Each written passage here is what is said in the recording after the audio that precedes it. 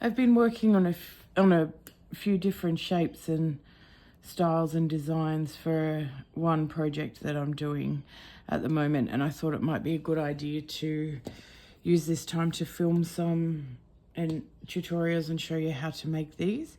So I'm going to start with doing this square, which is just a general granny square, 3 rounds and different colors. So you'll see how to do a granny square and change colors. Going to start with this color and make a slip knot. I don't like to start granny squares with magic circles. I've had them come undone before in the wash on big blankets. Blankets are something that you want to make and wash. So yeah, I'm not a huge fan of granny square. Anyway, so I start by chaining 3 and then I put my hook into the first chain space that I've made, and I pull that down like this on my hook.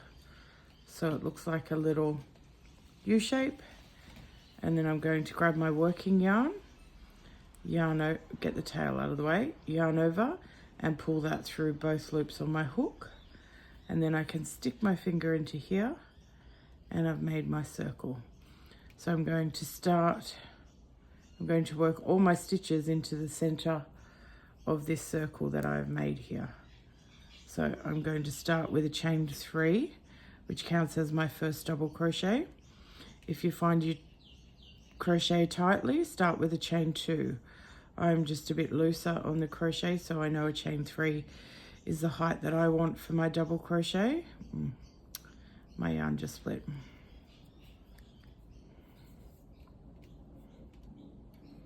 So I'm going to yarn over, insert my hook into the center of that circle and pull up a loop, and I have 3 on my hook. I yarn over and pull through 2.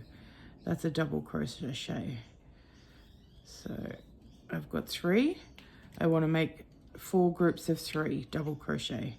I'm going to chain 2 in between. You can chain 1, you can chain 3, you can do however many you want. I'm doing 2. That's just what my standard pattern is between.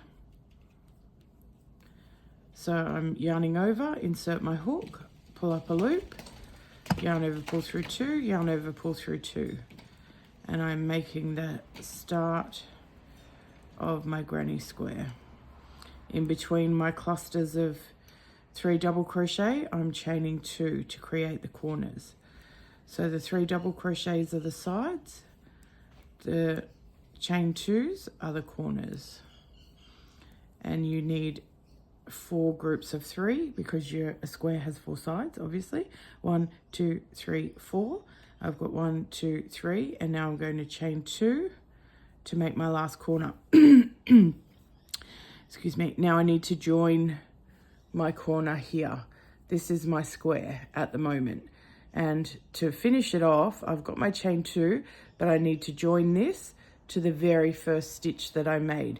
So my chain 3 was my first double crochet. So I'm going to count up and slip stitch into the 3rd chain that I made, which is the top of my double crochet. So 1, 2, 3. Here is where I want to slip stitch to join my square. So I do not yarn over. I just put my hook into there like that. So I've got my working loop on my hook. I've put my hook into my 3rd chain on my first double crochet that I made. Sorry about that. I'm going to yarn over and pull it through both. And that closes off my circle and completes my round 1. So I've got my 3 double crochet groups, 4 of those, and my 4 chain 2 corners. And now I'm going to cut that off.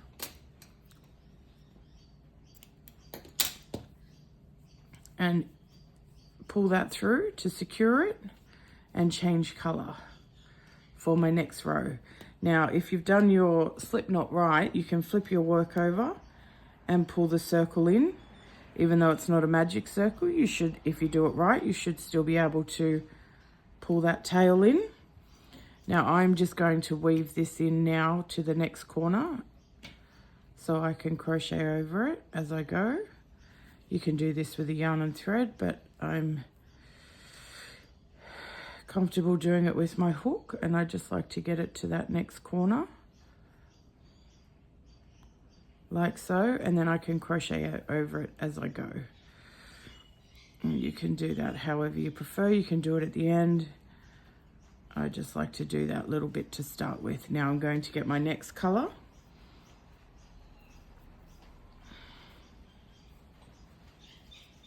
Make a slip knot.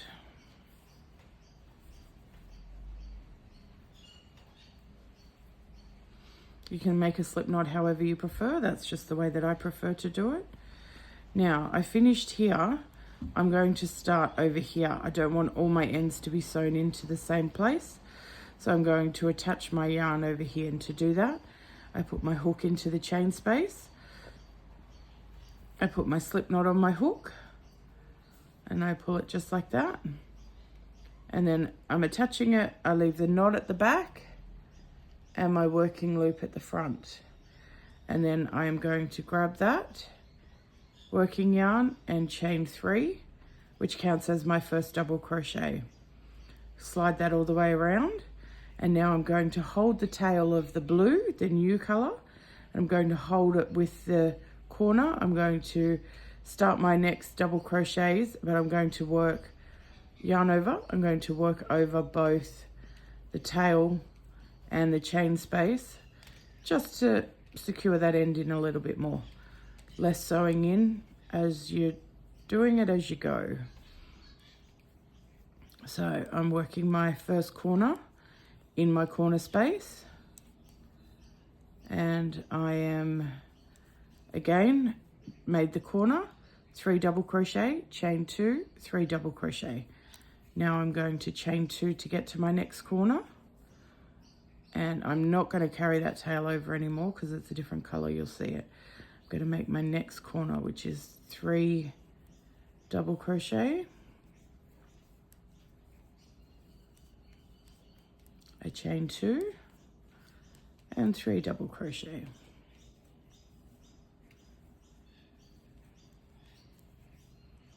And then I'm going to chain 2 to get me across to my next corner. And that chain 2 is where my side will go in the next round. And again, like I said before, if you want to chain 1, you can. If you want to chain 2, you can. If you want to chain 3, you can. Every pattern is different. My preference is just chain 2.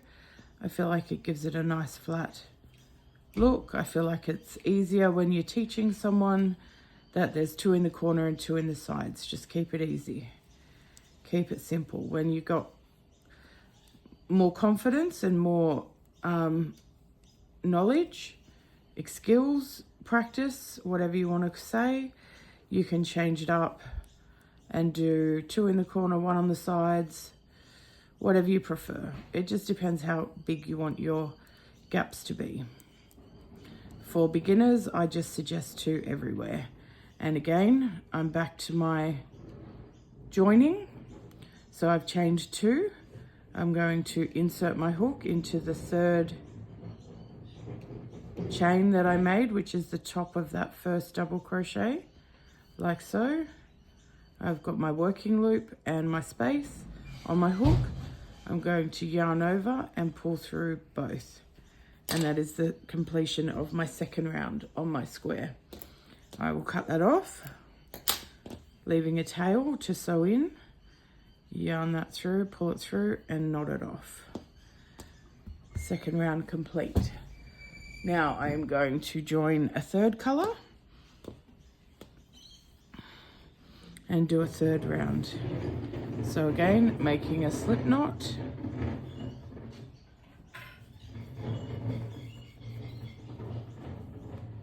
And then I'm going to attach my yarn. Again, I'm just going to pull that through. This is just to sew in the end a bit more as I go while the opportunity is here. I like to do this and just get it through to my corner so I can crochet over it when I get into this corner. And again, I'm not going to start in the same corner I finished in. So I've started here and I've started here. I'm going to start over here this time. This is just so you don't end up sewing all your ends into the same corner and it gets a bit bulky if you do that. So I'm going to put my hook straight into that corner space, attach my yarn, and I'm going to pull through. See, my knot is on the back, like so, and then I'm just going to chain 3 and begin the round. Double crochet, another double, chain 2 for my corner, and then 3 more double crochet.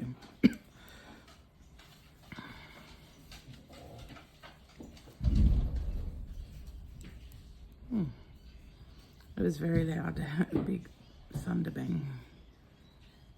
And then I am just doing in the sides here a group of 3 double crochet, and again chaining 2 in between, which gets me to my corner. Now I will show you. In the corner you're doing 3 double crochet, a chain 2 and 3 double crochet, all in that same spot. So your corners will always be the same, and your sides are where you're building the width, the volume of your square. Essentially your corners are always the same.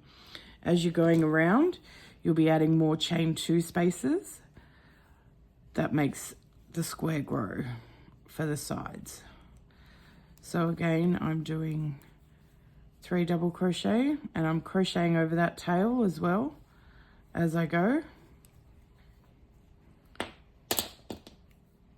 And then I'm chaining 2 and doing another 3 double crochet, all in that same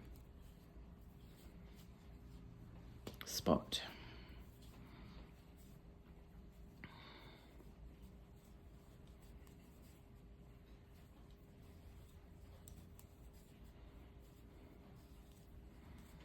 Chain 2, working a 3 double crochet into here. Now I don't want to sew this in at the end, so again I'm just going to pull this through. Just ignore this if you're not. This is probably more for a intermediate square maker, or you can practice this right from the get-go. I just like to do this so I don't have to sew in as much. And then I can crochet over it in that chain 2 space and keep going. If you form the habit from the beginning, it's a good habit to form. It's less ends to sew in once you're completed, or even try and sew your ends in at the end of each round if you can, because otherwise if you leave it till the very end, it becomes quite a arduous task and it's not very fun. And I've even been known to not fully complete a project because I hate sewing in the ends. So any way I can get around it as I go, I will. Another chain 2 to get to my corner, and I can just tuck that tail in now and crochet over it as I go.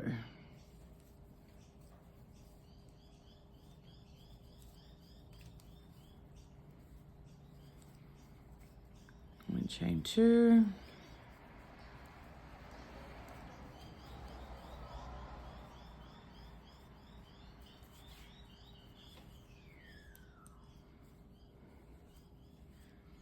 Chain 2 and do my side.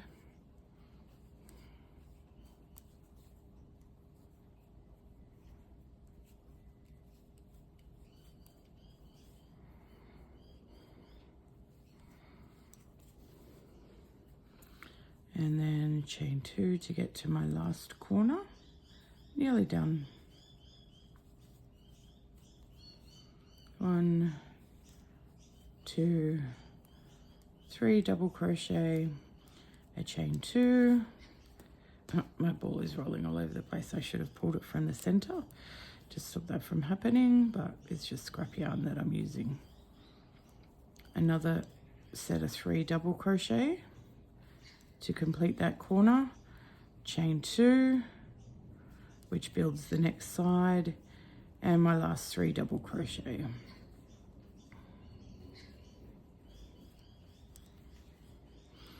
So in my beginner classes, this is how I teach how to do a granny square. So if you've come to one of my classes, this is the exact same way that I teach at the classes. Sorry, I'll explain this last one. So now I need to join. I've done my chain 2. I need to join. So again, 1, 2, 3, find that third chain of the first stitches I made, insert my hook, working loop, inserted hook into the correct spot, yarn over and pull through both. Cut that yarn off, yarn over and pull it through. Now you can see my square is starting to get larger. I'm going to stop there, but on my next round, I'm adding corner, group of 3, chain 2, group of 3, chain 2, corner, chain 2, group of 3, chain 2. So you get the idea. As your square grows, you're adding groups of 3 here and here and here. So that expands your square. Your corners always stay the same.